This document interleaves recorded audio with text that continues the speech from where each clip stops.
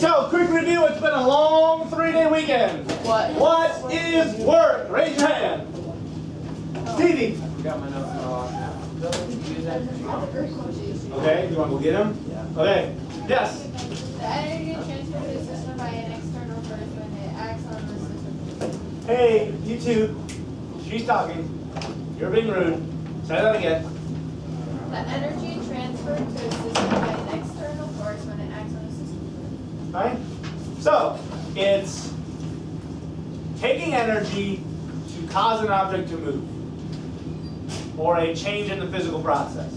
Okay? Then there were 3 things required for work to be done. Give me one of them. Raise your hand. Give me one. Must have a force. Somebody different. The object must move. Somebody different.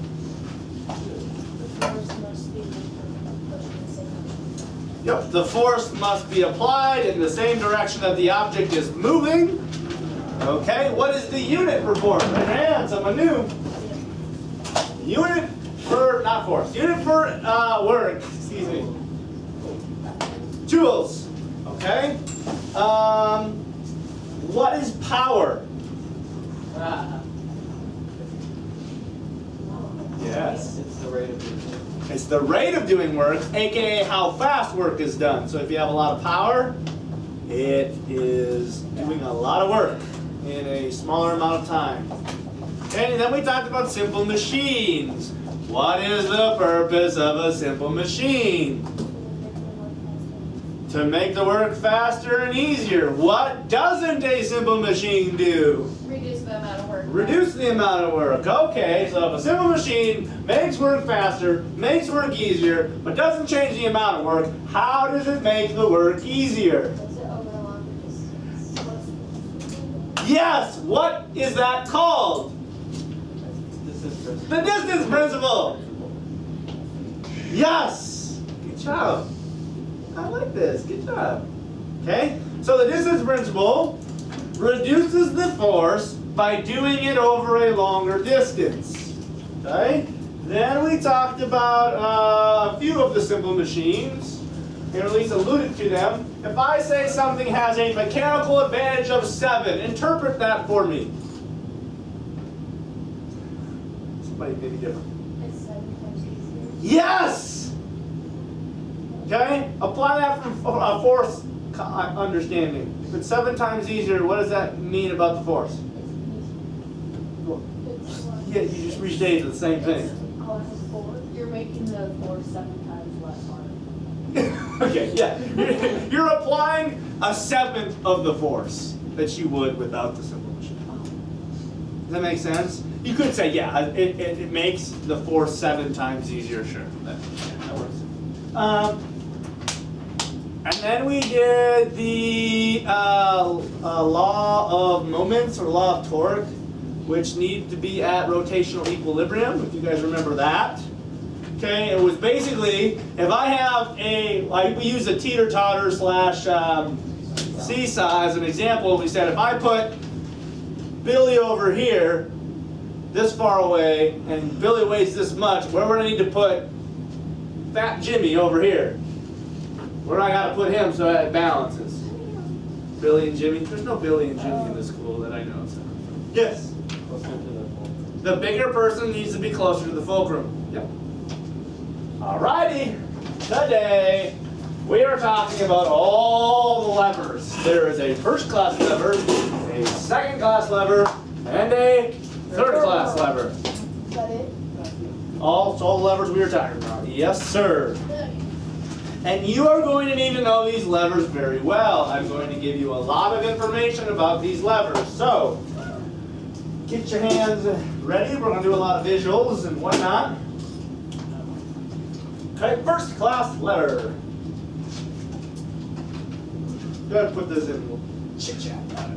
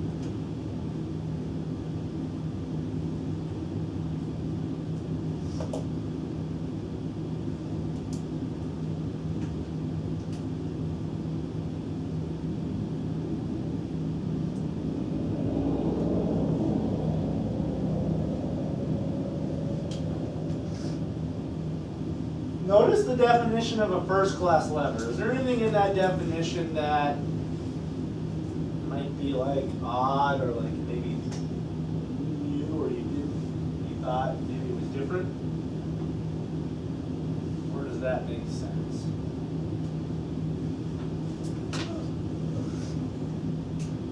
What do you think? Makes sense? That's exactly what I thought if I was defining a first-class lever. I mean, I drew an example of a seesaw, right? Here's what's commonly missed. Does it say that in a first-class lever, the fulcrum is perfectly in between the two forces? No, it just says what? It has to be between them. But for example, if I have force here and here, could I have the fulcrum here? Could I have the fulcrum here? Could I have the fulcrum here? As long as they're in between the two forces, it's a first-class lever. Okay? Which means that we could, based on where, or here's another example.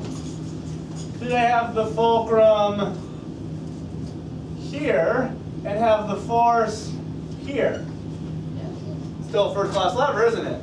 So there's a variety of ways you could set up a first-class lever. The only thing that is vital is what? The fulcrum needs to be in between. So we are going to see that this is going to give us a lot of options for IMA and AMA. So what I want you to do, anything I write on the board from here on out, I want you to write in. Okay? And I will kind of describe this stuff as we do an example of a first-class lever. So let's just start with a basic first-class lever where the fulcrum's perfectly in between.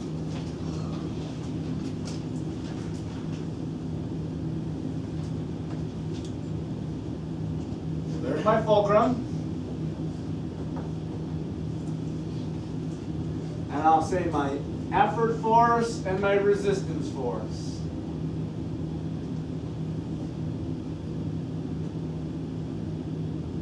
Can I just put effort and resistance instead of effort force and resistance force? Will that make sense?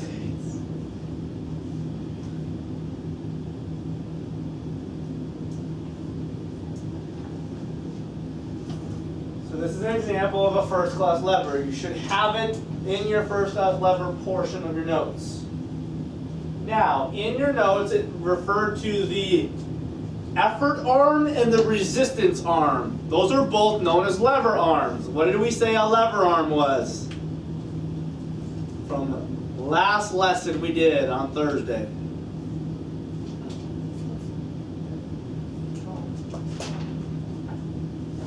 The force. Okay? So Rose said the lever arm is the distance between the fulcrum and a force. Well, since we have two forces here, aren't we going to have two different lever arms? Yes. So there is a lever arm would be the distance from the fulcrum to the effort force. What do you think we call that? The effort arm.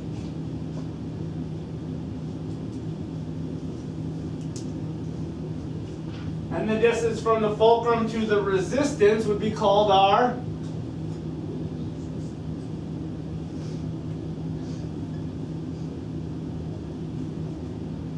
and these can change, right?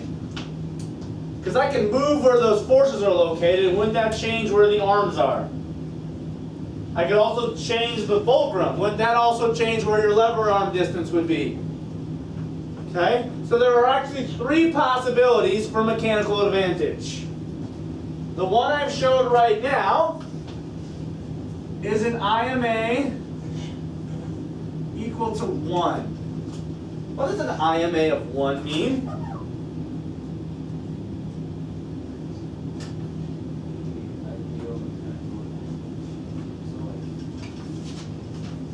Let's just say it's not even ideal. Let's just say the mechanical advantage is 1. What does that mean? Which means, does the simple machine help you at all? No. But look at the distances. Isn't the distance in and the distance out the same? And what did we say gives us an advantage? We want a longer what to get an advantage? We want a longer distance. So, if my effort arm and resistance arm are exactly the same, what you have is an IMA of 1, and the simple machine doesn't help you at all.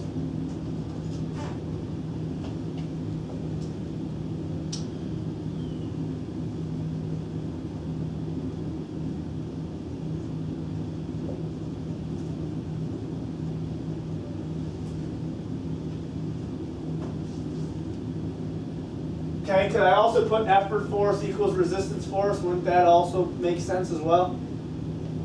I'll do it.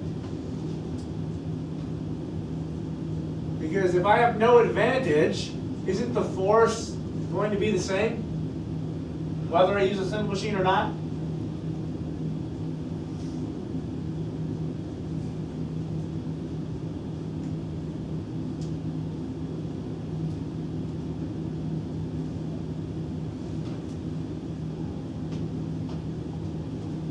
Now you don't have to write this in, you only need to show the first one, but I am going to show you if I move the fulcrum a little bit. Let's say I move the fulcrum here. That changes my arms, doesn't it? My effort arm is now longer, and my resistance arm is now what? Do I get an advantage or not?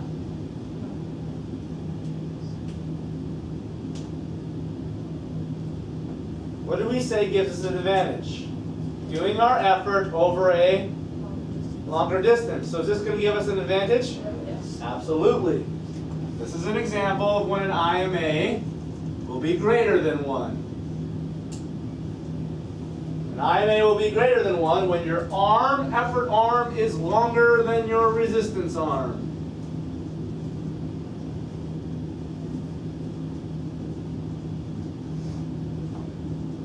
Be careful. If your effort arm is longer than your resistance arm, your effort force will be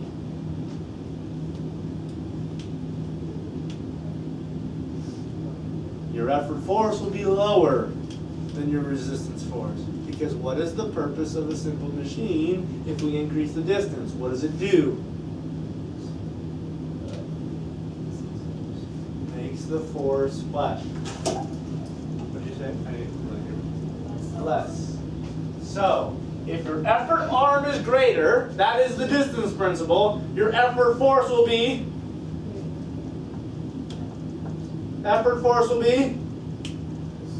smaller.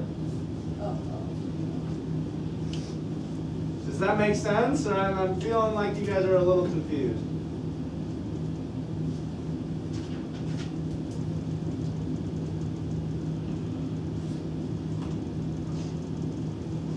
Looking at this visual, my effort arm is longer than my resistance arm. If my effort arm is greater distance, my effort force will be reduced because we know the distance principle states if you do the effort over a longer distance, the force will what? Lessens, gets smaller, is smaller. Let's flip it. Let's put the fulcrum here.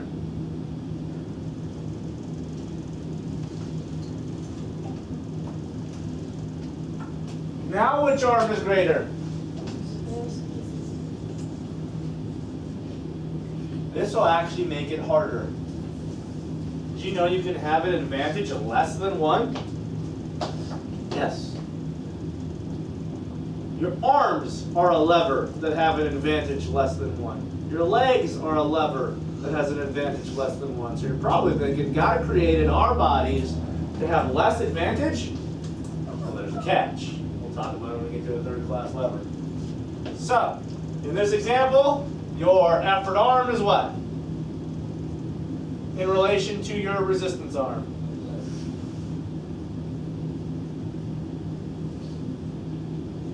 So your effort force has to be what? Greater. Do you see how they're opposites? Increase the distance, decreases the force.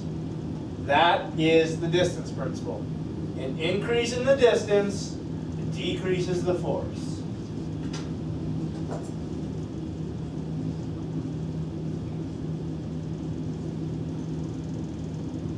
Whew. This is the most complicated lever. This is the only lever that has all three options. A second class lever and a third class lever are only one of these. Questions on this. You will need to be able to know this for a quiz and a test. You might have to draw a lever on a quiz or a test. And tell me where the effort arm is, where the resistance arm is. If the effort arm is longer, what that means. Okay? You with me, Johnny? Got it? Questions, anybody? Questions are good. If you don't ask questions, I assume this makes 100% sense.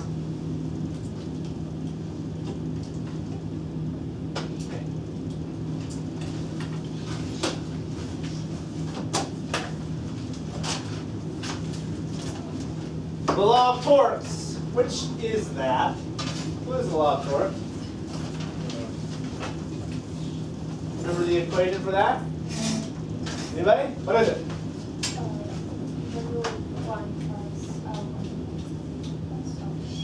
Yeah, you can do 1 and 2. I'm going to just do LE and FE, FR times LR. Does that make sense what I'm referring to?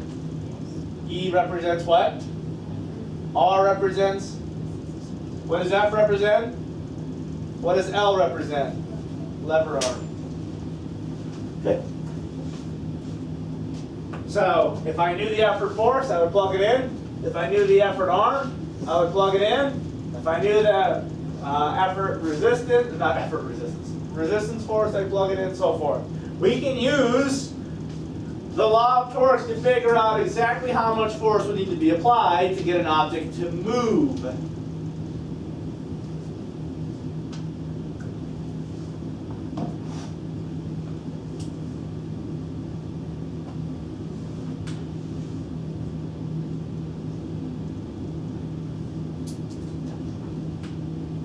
Ready? No?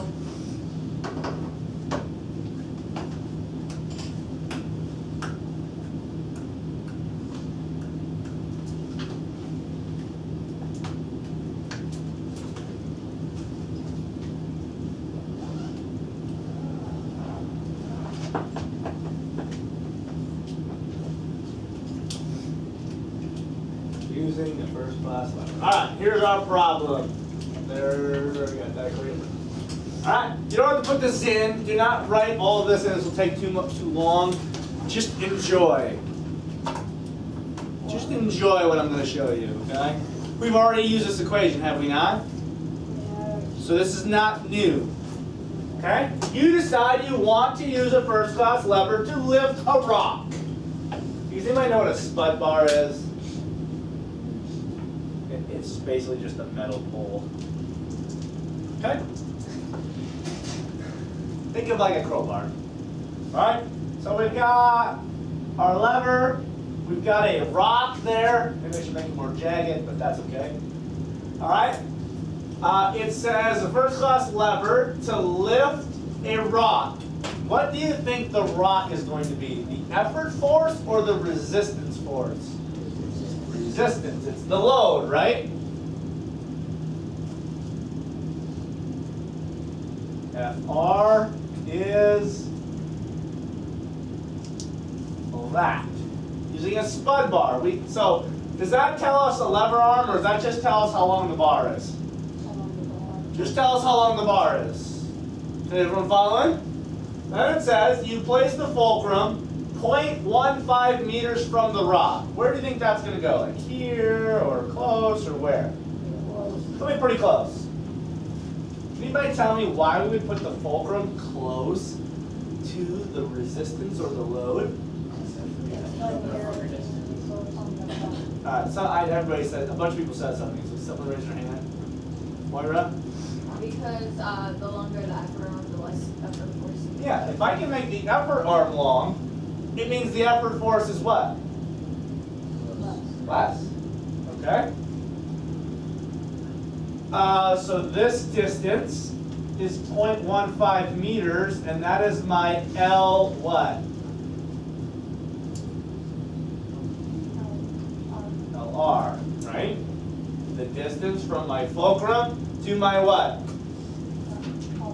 Resistance or my load. Does that make sense, everybody? Okay? How much force would you have to apply on the opposite ends? So that means at the very end, if I want to push down to lift that rock, what would my effort force have to be? Well, did they give me the effort distance or the lever arm for the effort? Did they give us that? Do we have information to find it? Yes. Well, how would we find it? 2 minus 0.15, right? If the whole bar is 2 meters, and this is 0.15 of it, 2 minus that will give me what? The rest of it. So 1.85 would be the distance of my effort. So do I have an LE, an LR, an FR, and all but one? Yes. Let's solve. FE times LE is 1.85.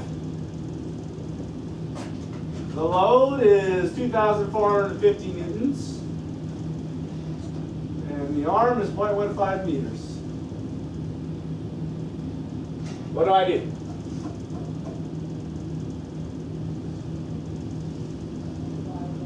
Gotta get this by itself. Now remember, we're getting everything away from it, not bringing this over here. Everyone following? I want to bring this over here, get everything away from my variable, not the other way around. Divide by 1.85 here, cancels. Do the same to the other side. Okay? Multiply these two, then divide by meters. Look at how my meters cancels. What is my unit? Newton. So your FE, when somebody plugged that into their calculator, or somebody has something like that, what'd you get?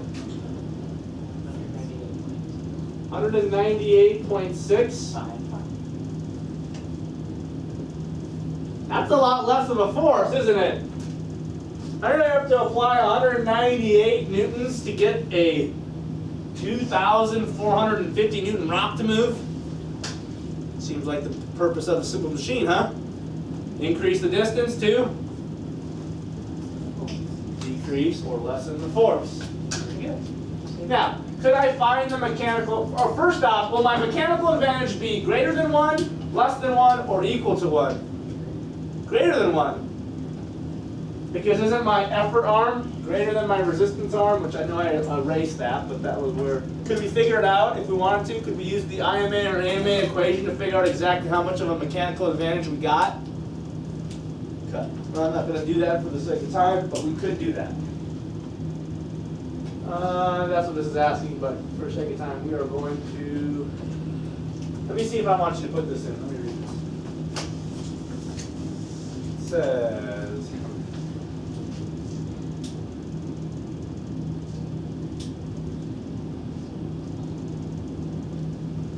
I just want you guys to read that quick. You don't have to put this in. I feel like we've talked about this quite a bit, so I don't think you need to put this in.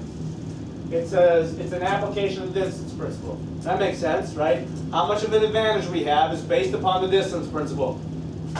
That makes sense? Longer distance, more advantage, right? It says the effort arm moves farther than the resistance will, so therefore our effort force will be less than my resistance force or my load. So you don't have to put this in. I just want to make sure. I don't know. I don't think I should have erased all that, but I do want you to put in second class lever.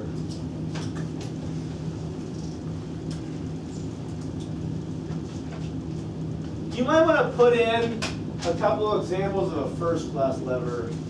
Did it have any examples in the first class lever? Okay. Well, when we get this in, I'll give you a couple examples of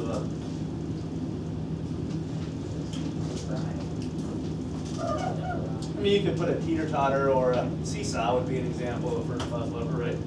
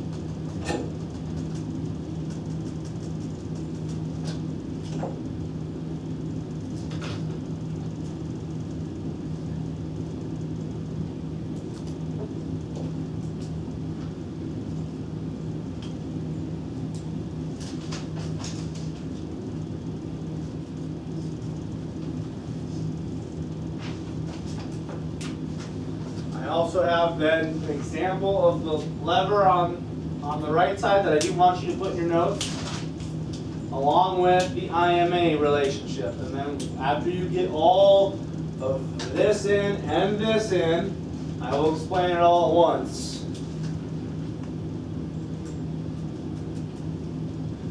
Does everybody understand that I put LE and LR instead of writing effort arm and resistance arm? Does that make sense? So that I can save us some writing?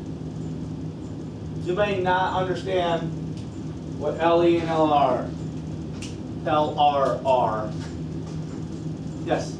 I don't know. Like the, well, not LE and LR, but the, like, since I was done with Thursday, I don't understand that, like, the law of torques and all that stuff. Sure. I mean, the law of torques is just this.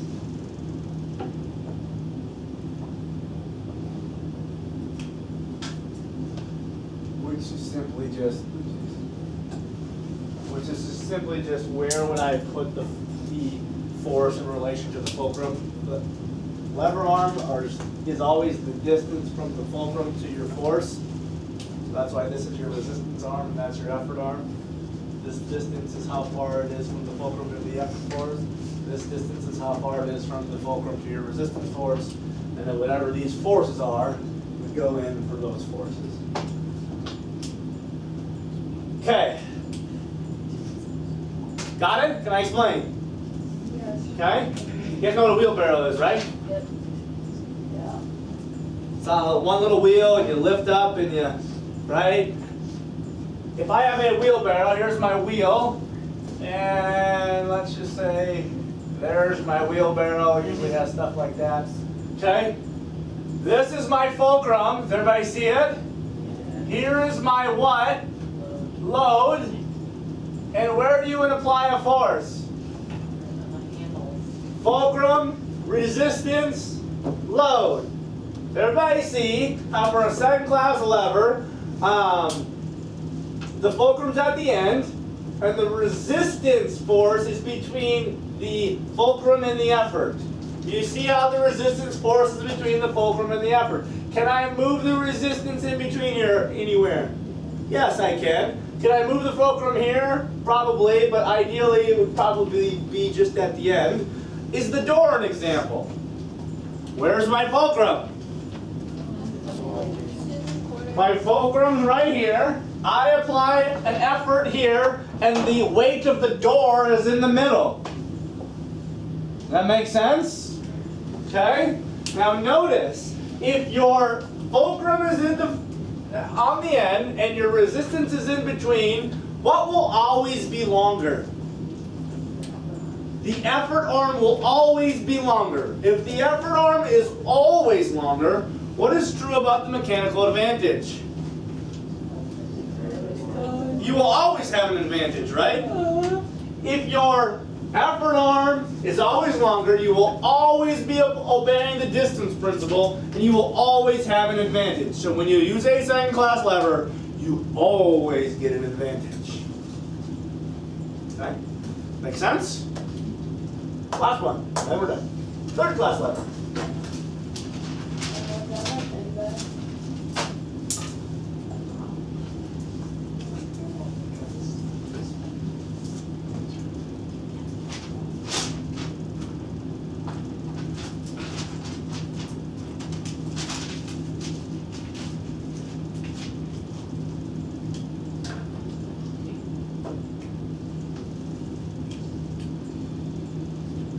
Yeah.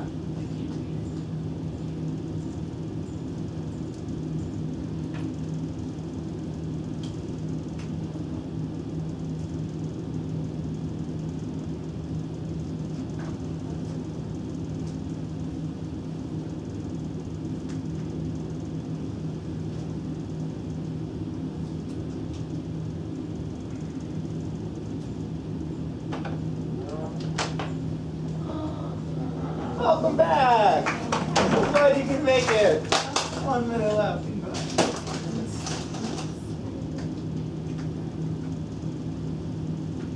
make sure I wrote this right.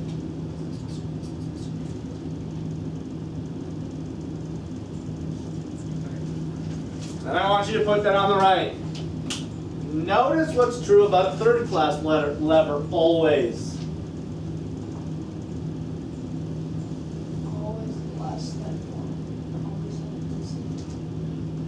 one. Okay? So from a force standpoint, using a third class lever will always make it harder to do the work.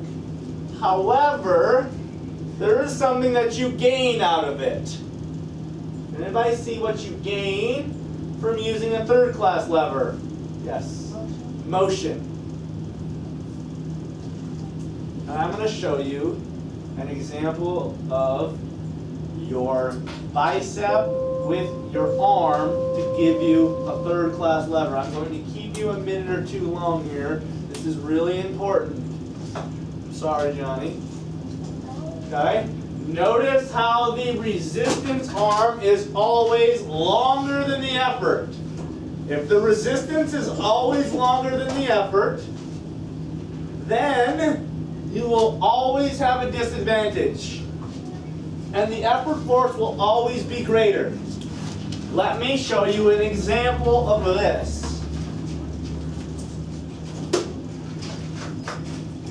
Quickly before you leave. Here is your bicep. Okay? Here is your fulcrum. Isn't this where your arm pivots on your elbow? Right? When you go like this. Where does it pivot? On the elbow, right? Okay? This would be where your load would be, right? Your resistance. Okay? This is where your effort force is applied. Notice how the effort is closer to the fulcrum than the resistance is. Okay? So even though your bicep has to do a lot more effort, you get a really large motion out of it. Because look. Okay?